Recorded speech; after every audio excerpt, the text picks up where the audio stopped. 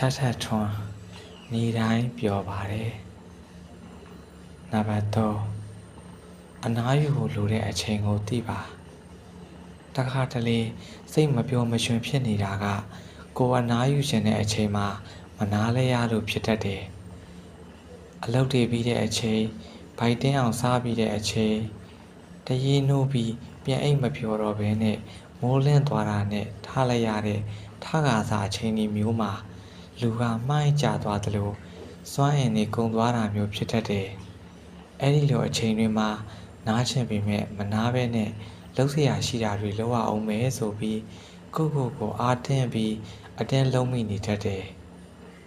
စွမ်းအင်တွေထပ်ထုတ်လို့ရနေသေးတယ်ဆိုရင်တော့ကောင်းပါတယ်မဟုတ်ဘဲနဲ့တကယ်နားဖို့လိုနေတာသိကြရင်တော့ကိုယ့်ရဲ့နားချင်တယ်လို့ပြောတဲ့စိတ်ကလေးကိုလေးလေးစားစားသဘောထားတဲ့နဲ့နားပြီဆိုရင်လည်းနားတဲ့အချိန်လေးမှာတကယ်ကိုစိတ်ရောကိုယ်ရောအနားရမှကောင်းတယ်နော်နားပါတယ်ဆိုမှအင်တာနက်ကြည့်တာ Facebook တုံးတာတွေလုံးမိတတ်တယ်အတန်ဆူညံတာနေတဲ့နေရာကိုသွားလိုက်ပါလက်တွေခြေတွေလျှော့ချလိုက်ပါစိတ်ကိုငြင်းချမ်းတဲ့အာယုံလေးမှာထားပြီးဘာမှမတွေးပဲ2မိနစ်3မိနစ်လောက်အသက်ရှူတာလေးကိုသတိကပ်ထားပါအတွေးတွေရက်သွားပြီးစိတ်ထဲမှာစကားသံတွေတိတ်သွားတာနဲ့ငြိမ်လာတယ်ငြိမ်နေတဲ့အထဲမှာအသားလေးနေလိုက်တာနဲ့စိတ်ချမ်းသာတဲ့အကျိုးကိုချက်ချင်းရပါတယ်ဆိုတာကိုယ်တွေ့သိပါလိမ့်မယ်ဒီလိုမကြာခဏလုပ်ပြီးရင်တနေ့ကုန်အလုပ်ပင်ပန်းမိမဲ့ရှင်လန်းဖြစ်နေသေးတာတွေ့ရမှာပါလှုပ်เสียရှိတာတွေတော့အများကြီးရှိတာပေါ့ကိုတွန်းအားပေးပြီးလှုပ်တာလည်းလှုပ်ရမှာပဲပေါ့အနားယူချိန်လေးခဏပေးလိုက်တာနဲ့ဘာမှသိပြီးထိခိုက်မသွားပါဘူးအလုပ်တွေအချိန်မီပြီးသွားမှာပါဒါကြောင့်တတ်တာအောင်မနေပါနဲ့ဒါပေမဲ့ခဏနားဖို့လိုပြီလို့အချက်ပြတာကိုလည်းအလေးဂရုပြုပါ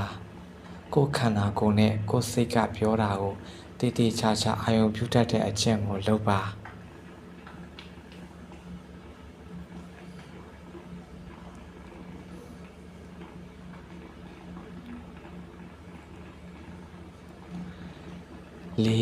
ခွန်းလွတ်လိုက်ပါ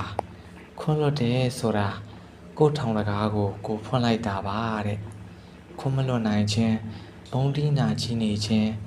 ထောင်ကြီးချနေရာကနေထောင်တကားကြီးကိုကိုယ့်ဘာသာဖွင့်ပြီးထောင်အပြင်ရောက်သွားပြီလို့ကိုမြင်အောင်ကြည့်လိုက်ရင်တော့ဘလောက်လွတ်လပ်နေမလဲဘလောက်ပျော်ဖို့ကောင်းလိုက်မလဲစိတ်ပြတ်စရာစိတ်ဆိုးစရာမကျေနပ်စရာဟာဘလောက်ပဲတင်းနေတာပဲဖြစ်ပါစေအဲ့ဒီစိတ်ပြတ်စရာစိတ်ဆိုးစရာကိုစိတ်ထဲမှာထားနေရင်အဲ့ဒါကကိုယ့်ရဲ့စိတ်ချမ်းသာမှုတွေကိုတတိစပြစ်တယ်ခွန်းလွတ်တယ်ဆိုတာသူ့လိုရက်တွေကိုကောင်းပါတယ်တင့်ပါတယ်လို့ခံယူလိုက်တာမဟုတ်ပါဘူးခွန်းလွတ်တယ်ဆိုတာကိုပိုကောင်းတဲ့လူတစ်ယောက်ပိုပျော်တဲ့လူတစ်ယောက်ဖြစ်ခွင့်ပြုလိုက်တာပါကိုလည်းတတိပေးပါ